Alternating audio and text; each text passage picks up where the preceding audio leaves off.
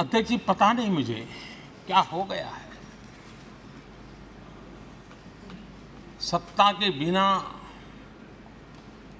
ऐसा हाल किसी का हो जाता है। सत्ता सुख के बिना जी नहीं सकते हैं। और क्या क्या भाषा बोल रहे हैं।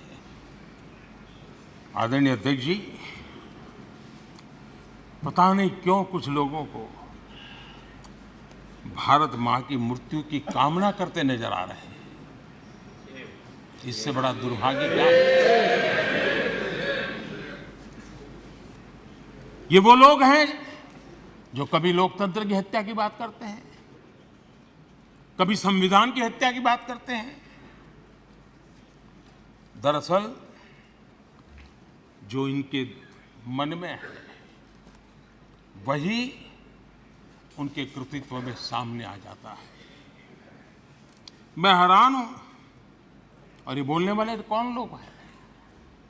क्या ये देश भूल गया है? ये 14 अगस्त विभाजन विभीषिका पीड़ादायक दिवस आज भी हमारे सामने उन चीख को लेकर के, उस दर्द को लेकर के आता है। ये वो लोग जिन्होंने मां भारती के 3-3 टुकड़े कर दिए। जब मां भारती की गुलामी की जंजीरों से मुक्त कराना था, जब मां भारती की जंजीरों को तोड़ना था, बेड़ियों को काटना था, तब इन लोगों ने मां भारती की भुजाएं काट दी, मां भारती के 3-3 टुकड़े कर दिए। और ये लोग किस मुंह से ऐसा बोलने की हिम्मत करते हैं? आदरणीय अध्यक्ष जी,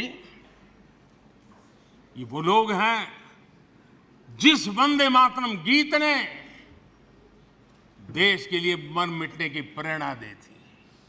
हिंदुस्तान के हर कोने में वंदे मातरम चेतना का स्वर बन गया था।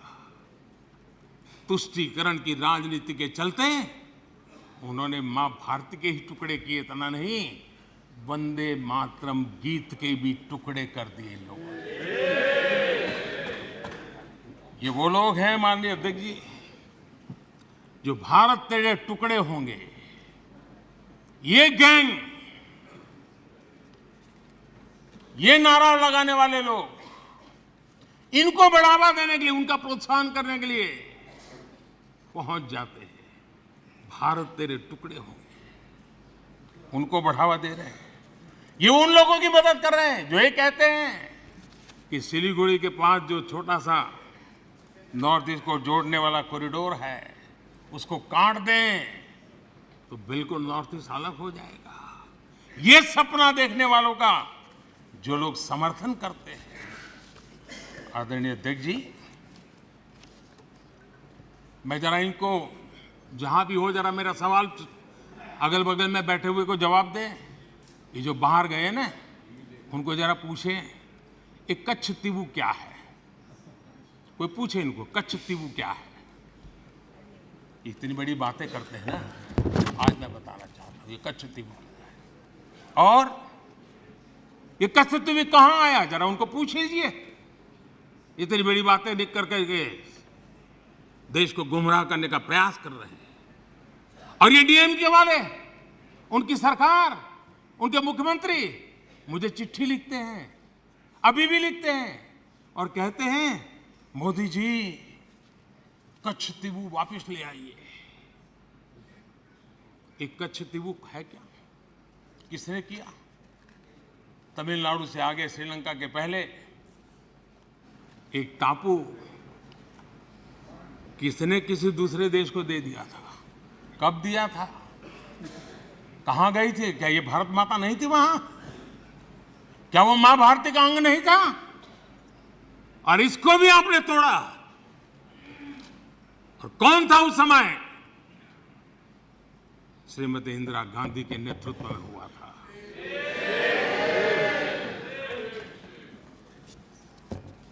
कांग्रेस का इतिहास मां भारती को छिन्न भिन्न करने का रहा है। आदरणीय अध्यक्ष जी,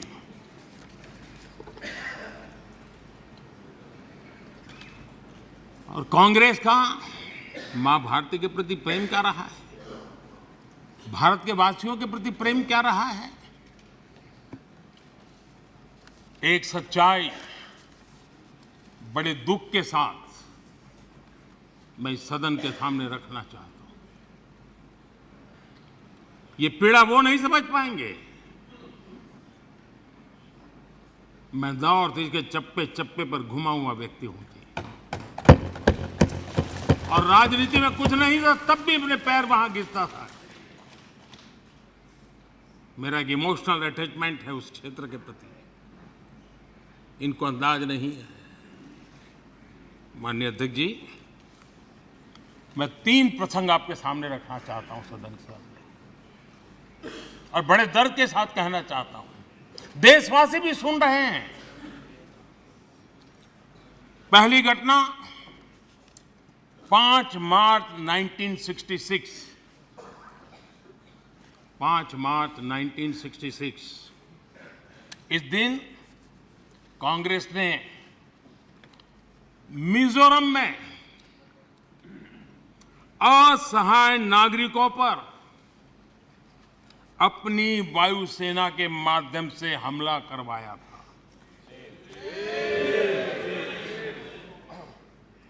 और बड़ा गंभीर विवाद हुआ था। कांग्रेस वाले जवाब दे, क्या वो किसी दूसरे देश की वायुसेना थी क्या? क्या मिजोरम के लोग मेरे देश के नागरिक नहीं थे क्या? क्या उनकी सुरक्षा ये भारत सरकार की जिम्मेवारी थी कि नहीं थी? 5 मार्च 1966 वायुसेना से हमला करवाया गया, निर्दोष नागरिकों पर हमला करवाया गया। और माननीय अध्यक्ष जी, आज भी मिजोरम में 5 मार्च को आज भी पूरा मिजोरम शोक मनाता है। उस दर्द को मिजोरम भूल नहीं पा रहा है। कभी इन्होंने मरहम लगाने की कोशिश नहीं की है, घाव भरने का प्रयास तक नहीं किया है। कभी उनको इसका दुख नहीं हुआ है। और कांग्रेस ने इस सच को देश के सामने छिपाया है। दोस्तों, ये सत्य देश से उन्होंने छिपाया है कि अपने ही देश में वायुसेना से हमला करवाना। कौन था उस समय? इंदिरा गांधी। अकाल तख्त पर हमला हुआ है तो अभी भी हमारी स्मृति में है। उनको मिजोरम में उसके पहले ही आदत लग गई थी और इसलिए अकाल तख्त पर हमला करने तक वो पहुंचे थे, मेरे ही देश में। जैसे मैंने भाषण के शुरुआत में बोला, भारत एक आवाज है। भारत हमारी जनता की आवाज है, दिल की आवाज है। उस आवाज की ने मणिपुर में की। इसका मतलब भारत माता ने मणिपुर में की।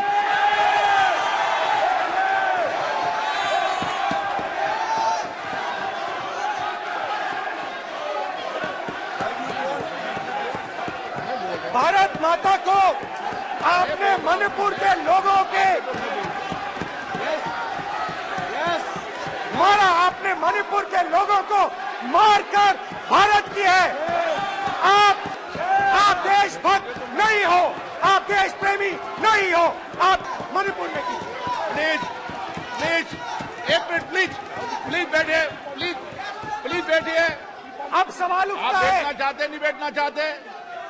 आप बैठना चाहते नहीं बैठना चाहते? इसीलिए आपके मणिपुर में नहीं जा सकते हैं क्योंकि उन्होंने प्लीज देश की हत्या की है। मणिपुर में हिंदुस्तान, भारत माता, मणिपुर के लोगों के दिल में। प्लीज एक मिनट बैठिए। आप तो सवाल उठता है, 1 मिनट बैठिए। 1 मिनट आप भी विराजे। आप भी विराजो। आप बैठिए सही। नहीं बैठिए, रहने दो। आप बैठिए। बैठिए आप, प्लीज बैठिए आप, प्लीज।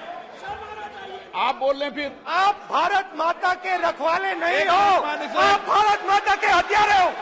प्लीज माननीय सदस्य, प्लीज प्लीज माननीय सदस्य, please please please please please. देखिए माननीय सदस्यगण, प्लीज प्लीज।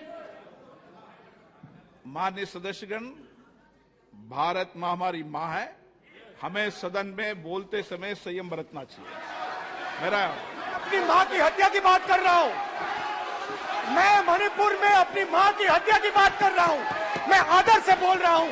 आपने मेरी मां की हत्या की मणिपुर में। एक मेरी मां यहां बैठी है, दूसरी मां को आपने मणिपुर में मारा है।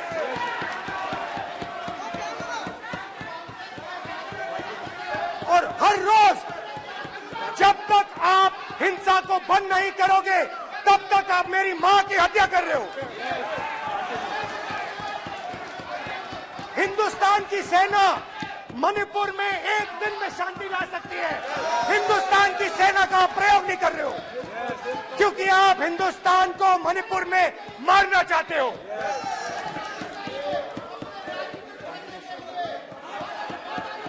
तो अगर नरेंद्र मोदी जी हिंदुस्तान की आवाज नहीं सुनते हैं, अगर हिंदुस्तान के दिल की आवाज नहीं सुनते हैं, तो किसकी आवाज सुनते हैं? दो लोगों की आवाज सुनते हैं। इसकी आवाज सुनते हैं, इसकी आवाज सुनते हैं, माननीय सदस्य, और इसलिए सुनते हैं। नो, ये गलत तरीका माननीय सदस्य। देख लीजिए अडानी जी के लिए मोदी जी ने क्या काम किया है। देख लीजिए, ये पहले आप क्वेश्चन लेने में गलत तरीका आपका। माननीय सदस्य, आपका गलत तरीका है। आप सीनियर सदस्य हैं, आप इस तरीके का व्यवहार सदन में मत करिए। आप बात करिए, लेकिन इस तरीके से क्वेश्चन लाना ये उचित नहीं है किसी तरीके से। रावण दो लोगों की सुनता था।